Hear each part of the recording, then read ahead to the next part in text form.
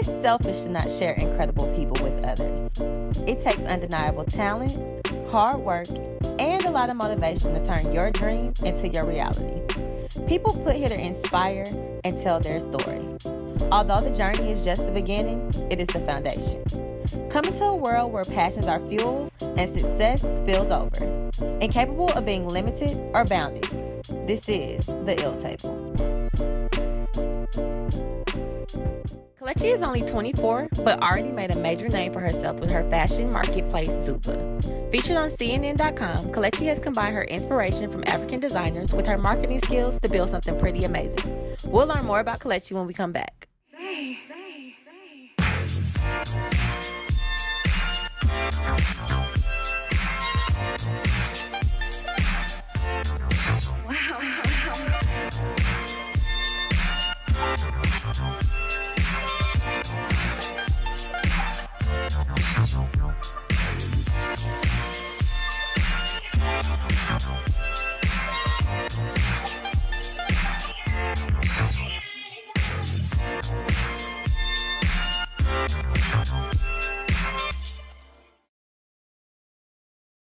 Hi, I'm ShellyNicole and welcome to The Ill Table.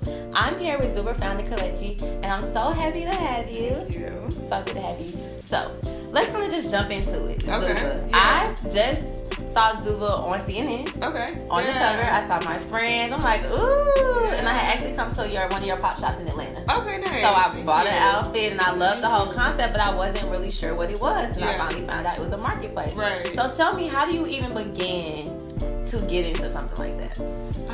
I started my company about 2 years ago, and I'm originally from Nigeria, and I've always loved African-inspired prints and fashions and designs, and I felt like there was a bridge that had to be connected.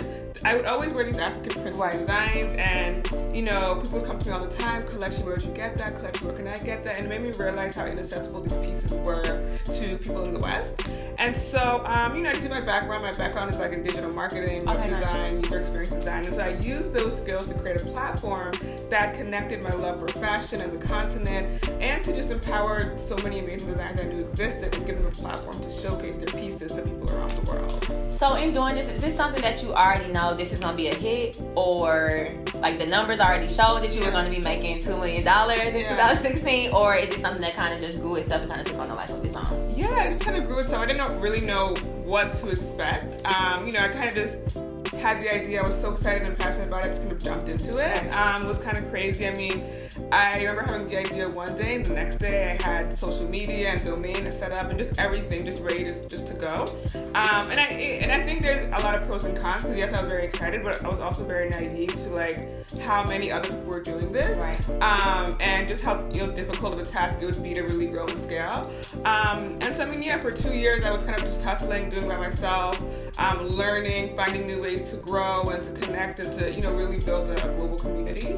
But 2 years later, I think that we've had incredible traction, and it's just really amazing seeing how many more designers have come from when they started with us. How do you just choose your designers? Is it like a survey they do, or are you just pulling people in? Is there a max, a cap? How does that marketplace set up? It's different. So we have a vetting process. So we have an application on the process where designers they can set up, and they can send us samples so we can get an idea of like what their quality is like and where their kind of weaker areas where we can support them. And then when we see like really dope designers that we find on like social media or through word of mouth, we reach out to them. We say, we'd love to have you in the marketplace. And so I think that there are just different ways of engaging. The online, is really, really important, but also our pop-up and our events are a really great way for people to be able to learn these stories in person, to really feel and touch the materials and meet the vendors. What do you think, how do you think you were able to have such a, what I would say, impact of African culture on the American culture? How do you think you were able to kind of translate that and really bring that together? I think it's something that a lot of people have already wanted. I find that our biggest customer base right now is African American women, and it's because African American women are conscious consumers, right? They are buying pieces that you know, have stories behind them and have meaning behind them and are, you know, not cheap, but will actually something they're actually investing into. And I also think it's an opportunity for them to connect to African culture through fashion. And so we find that, you know, by providing this platform where we're connecting and telling stories, they really feel an opportunity to really, you know, just showcase their love and to really say, I'm a proud Black woman, I'm a proud woman whose heritage is African, and this is how I'm showing that. Awesome. So are you a designer? No, not at all. So how exactly does that work? So how exactly did it start? You knew you wanted to do Marketplace, you knew you wanted to do the Marketplace, or you kind of like, well, I really wish I could design, but I can't. How did you kind of bridge that gap? So I mean, I get that question asked all the time, and I mean, you know, my interest has never really been into like actually making clothes. I'm more of a techie. Okay. So, you know, I built the website, I did the social media, I did the community engagement, and I used that to bring together other designers. So, so that's really my area of expertise and how I was able to start. You know, I started with a $500 investment, and that was just into the website and just kind of building up some of the early things that I needed. But luckily, knowing how to build communities, I was able to use that to scale. And by using that, I was able to attract vendors and attract designers. And I think through that, I'm myself learning the process right now of how to create clothing and how difficult that is. But I think that as we continue to grow, my interest will always just be using technology, social media, digital media as a way to really grow communities and to touch people around the world. Awesome. Very good. Very good. Yeah. So the pop-up shop. Yeah. It's like a world tour. Yeah. Exactly. So tell me more about that. Is this something that you're just going to be going for a stint, or you just plan on kind of doing this? What's the plan for the pop-up shop? I mean, it's an opportunity for one thing for people to get to know the brand in person.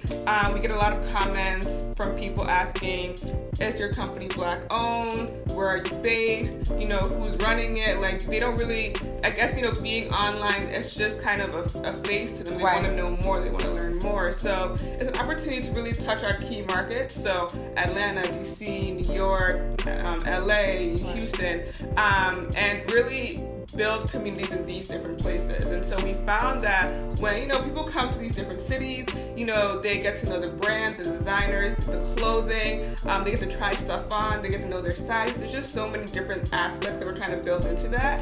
And I think as we continue to grow the brand, we're really showcasing the beauty of African lifestyle in ways that are beyond fashion. So looking at art, looking at food, looking at music, and, you know, really how we can integrate that into this whole experience. Awesome. So with that being said, and owning ZUVAA and it being this African culture, and this, do you feel precious to always represent that? Do you feel like you can't like do certain things because of what you may be representing, or how does that work for you? I mean, sometimes. I think that for me, you know, I get asked all the time, do you wear African prints every day? And I do. I mean, I genuinely love wearing African prints. But, you know, I think that for me, I'm a global citizen and I find inspiration in cultures around the world. So if I want to wear something that's inspired by Mexico and I think it's beautiful, I'm going to wear it. If I want to, you know, have art that's inspired by these different cultures, I'm going to do it. And I feel like as we continue to grow, there's just so many opportunities to integrate other cultures and to just really show, you know, how to integrate these other cultures. Awesome. So what does ZUVAA mean? It's a Shona word from Zimbabwe, and it means sunshine or sun. Oh, very nice. It just represents the beauty and the vibrancy from the African continent, and just really showcasing that through African designs. And just letting your inner light shine, you know, through, you know, these beautiful prints. Awesome. And people can get all this at ZUVAA.com. ZUVAA.com. Yep. So make sure you guys go to ZUVAA.com. You can find out more about Kelechi. You can get more on designers, more on vendors, more on pop-up shops, and we'll be right back. I had a one-night stand with a white guy. No, you know you could have told me a better lie than that. So you, Mrs. Pro-Black Everything, Mrs. I wear Bantu knots to pay homage to my people, Mrs. I only celebrate Kwanzaa because white saints ain't doing it. You did it with a white guy. Y'all know I am not down for the swirl. So what do you need? I need Zeke. Oh, so we look like we were foolish.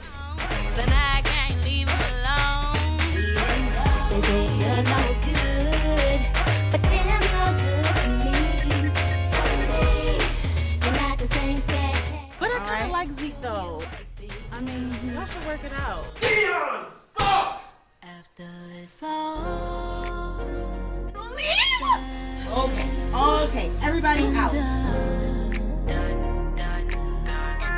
Hi, welcome back. I'm ShellyNicole, and I'm here with Kelechi of ZUVAA Marketplace, and we were talking more about your network and how you're around all these beautiful black women and this whole thing. So I thought, why not let's talk about what's really going on in the community. I'm sure you guys kind of, can feel that as well. So back in July, there was a Facebook stream, and this young lady, Diamond Reynolds, is Facebook streaming basically the aftermath of her boyfriend being shot in the car feet away from her. Her daughter's in the bag, the cops still have this gun, and they literally streamed the whole shooting up until she gets arrested and taken into custody.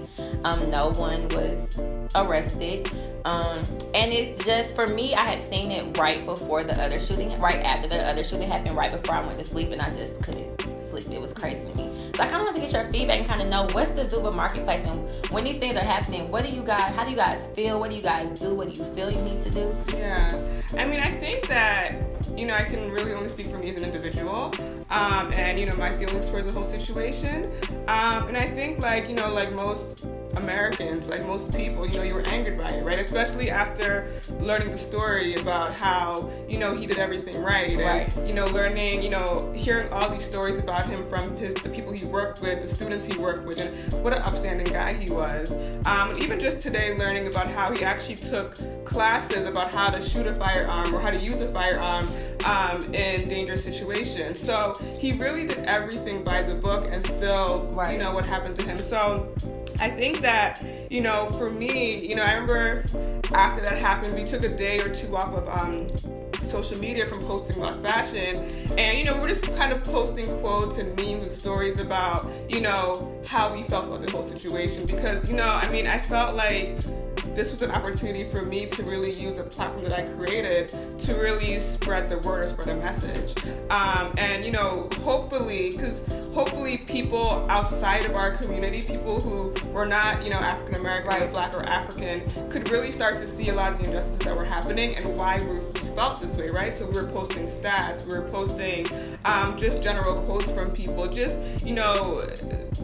things that we really hope to really push this agenda forward so that people could understand that police brutality is real. I think that a lot of, people who say things like all lives matter, it's just out of ignorance. And they just really, truly don't understand that the biases and the ignorance that's coming our way from, all these different forces. So, for me, it's just really about using our platform, a platform that is, created by a Black woman and run, by mostly Black women designers, so that, we can really start to see change, and we can really start to see change in communities outside of our own, and really start to garner support from people around the world.